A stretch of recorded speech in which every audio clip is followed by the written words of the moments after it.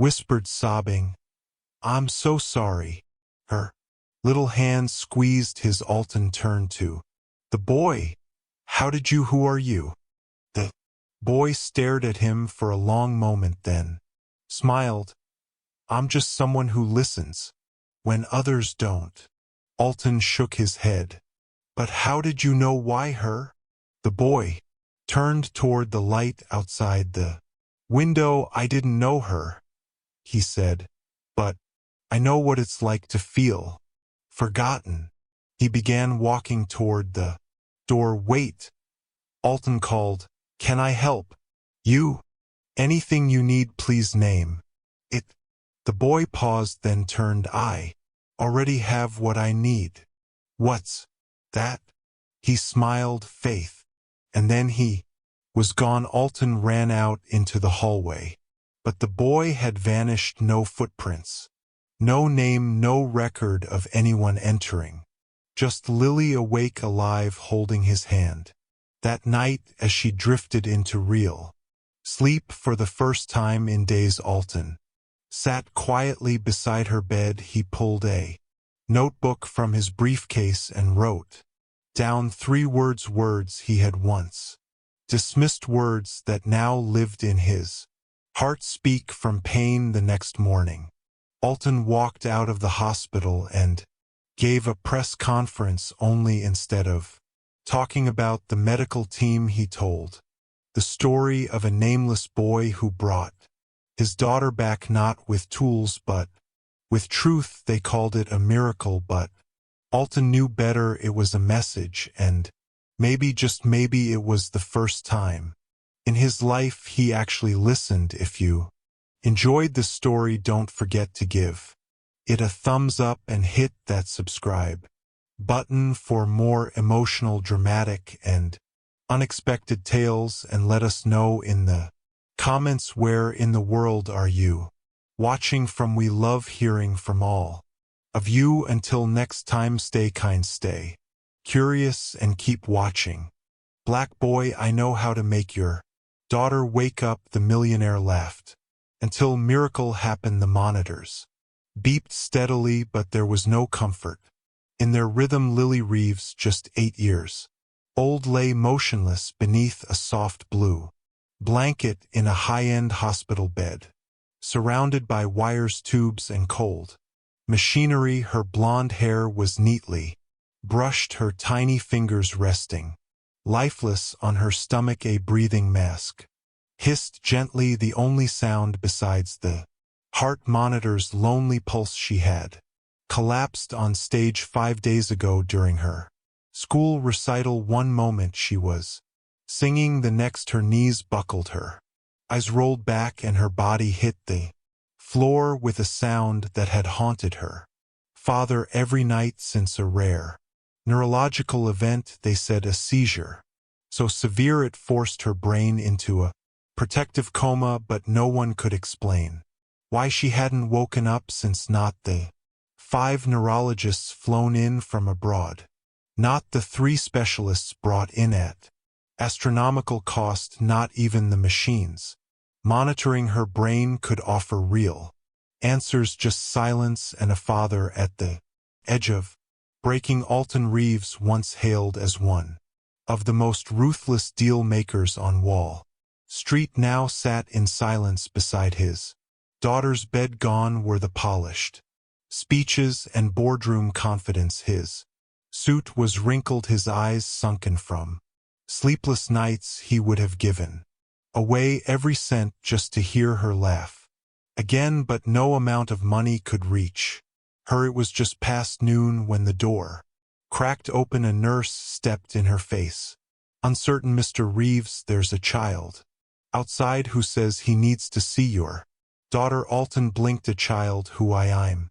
not sure. He's not with a guardian. He looks. She hesitated. Homeless. Alton frowned. Then why would you bring him to me? Before she could answer, a small figure slipped past her, a young black boy, barefoot and clothed in dusty, oversized pants and a frayed beige jacket. His hair was uncudged with dirt. Hey, Alton stood Alarmed, but the boy didn't run or panic.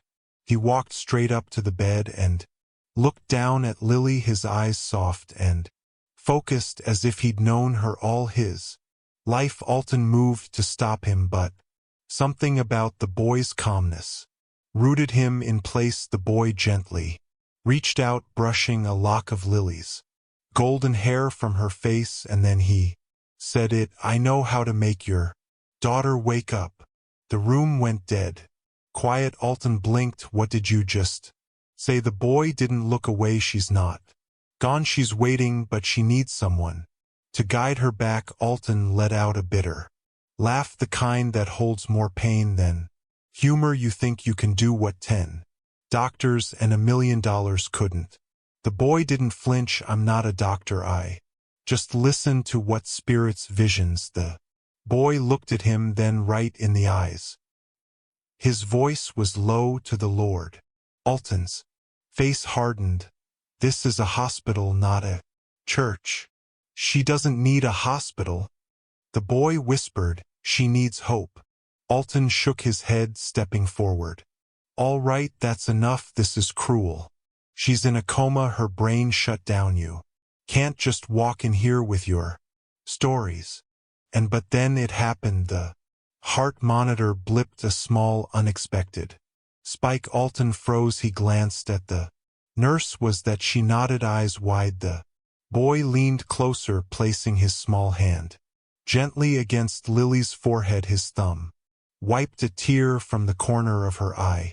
"She's afraid," he whispered. She heard the sirens, felt the mask, but she doesn't know if she's safe yet. He turned to Alton. "She needs to hear your voice, not the one you use for business, the one she remembers when you tucked her in." Alton stood stunned, his voice caught in his throat. The boy nodded toward the bed. "Call her back." I don't know how." "Yes, you do," the boy said, stepping back. "She's waiting." Alton slowly moved forward, sitting beside Lily, gripping her small hand. He lowered his head, and for the first time in 5 days he wept. "I'm here, Lily," he whispered through tears. "Daddy's right here. You don't have to be afraid anymore. Come home, baby, please. Come home." The nurse covered her mouth.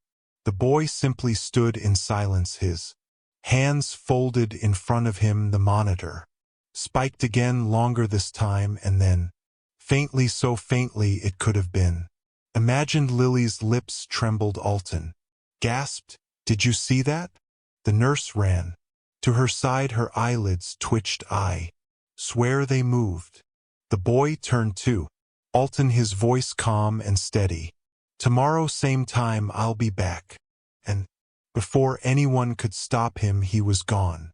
Just like that, leaving behind a silent room, a stunned father, and a child whose fingers had just curled ever so slightly around her blanket. Alton Reeves didn't sleep that night. He sat in the corner of the hospital room, eyes fixed on the monitor beside his daughter's bed. Lily's numbers had held steady all evening. No drops, no spikes, except for those 2 brief moments after the strange boy touched her forehead. Moments he still couldn't explain, moments he didn't want to believe, and yet he couldn't stop thinking about it. The boy had left without a word, barefoot and silent, disappearing into the hallway like he had never been there. Alton didn't even know his name, but he remembered his words. "She's afraid. She needs your voice, the one she remembers." It haunted him because deep down Alton knew he hadn't spoken to his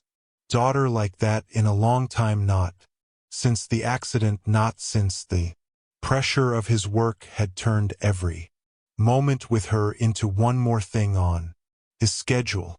Next weekend, he had always said. Soon. Now soon had become too late, or so he thought. The next day at precisely the same hour, Alton stood by Lily's side. Again, he didn't call security, he didn't ask questions, he simply waited, and just as the clock struck 12:15 p.m., the door opened with a soft creak. There he was, The same black boy dressed in the same dusty jacket, eyes as steady as before. But today his face was different, calmer. Even gentler. Alton stepped forward. You came back. The boy nodded. I said I would. He walked past Alton without hesitation, approaching the bed again. He reached out, this time not to her forehead but to her hand. Her fingers were still, but her color had returned. Subtly, her lips weren't as pale. The weight in the room didn't feel as heavy. Alton leaned closer. What do you want me to do? The boy didn't answer immediately. Then he said, just speak from where it hurts. Alton didn't know how to do that. Not in business, not in fatherhood, but he sat down anyway, took Lily's other hand, and closed his eyes, and for the first time in his life he let it out. Lily, I'm sorry, he whispered. I should have spent more time with you, should have picked you up that day instead of sending the driver. You were so excited for your recital. I heard the first few lines before the call came in, and I never forgave myself for answering it instead of watching you. His voice broke. I would give anything to trade places with you right now, but I can't. I can only ask for you to come back so I can be the father I should have been all along. A tear fell onto her hand. The boy stood silently by her side. Then he whispered, she hears you. And then Lily stirred. Her eyes fluttered, her lips parted, and in the faintest, softest voice she murmured, Daddy. Alton nearly collapsed. He clutched her hand, gasping, I'm here, baby, I'm right here. Her eyes opened fully, her face turned toward his. Where were you? I never left, he